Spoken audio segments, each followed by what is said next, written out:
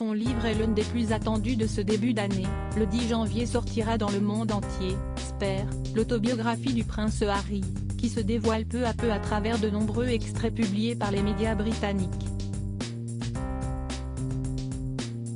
Et ce vendredi 6 janvier, CST un passage concernant la reine Elisabeth II qui a été communiqué.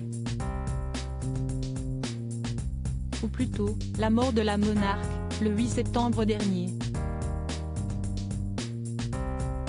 Quelques heures avant son décès, alors qu'on apprenait que la souveraine était au plus mal, le prince Harry avait cherché, comme les autres membres de sa famille, à se rendre au chevet de son aïeul.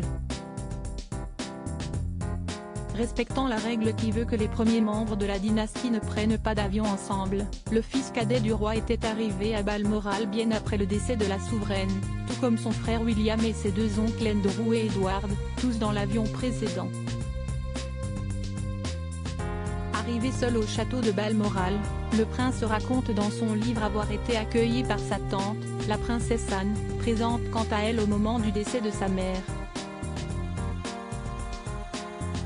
CST qui l'aurait conduit jusqu'à la chambre où reposait la souveraine décédée à 96 ans. Il écrit alors, « J'ai avancé, incertain, puis je suis resté là, à la regarder paisiblement. » Avant de révéler les derniers mots qu'il lui a murmurés, je lui ai dit que j'espère qu'elle était heureuse, et qu'elle est avec grand-père maintenant. J'ai dit que l'admirais pour avoir fait son devoir jusqu'au bout. Le jubilé, puis l'accueil de la nouvelle première ministre. Le prince William, son pire ennemi pour rappel, Elisabeth II avait en effet accepté de tenir la tradition jusqu'au bout. 2 jours avant son décès, elle avait reçu à Balmoral Liz Truss, à peine nommée, et lui avait demandé de construire un gouvernement en son nom, comme le souverain doit le faire selon les lois britanniques.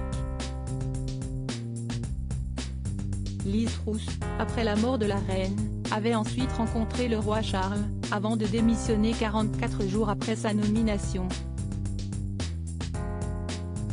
En tout cas, la biographie du prince Harry pourrait bien sonner la fin de ses liens avec la famille royale, décrivant son père comme un homme dénué d'amour envers ses enfants. Il appelle son frère son pire ennemi et son opposé total.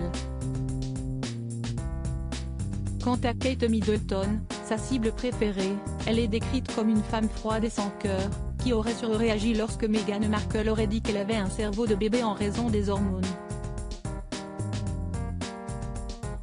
Bref, des attaques continuelles qui ne vont pas plaire outre-Manche.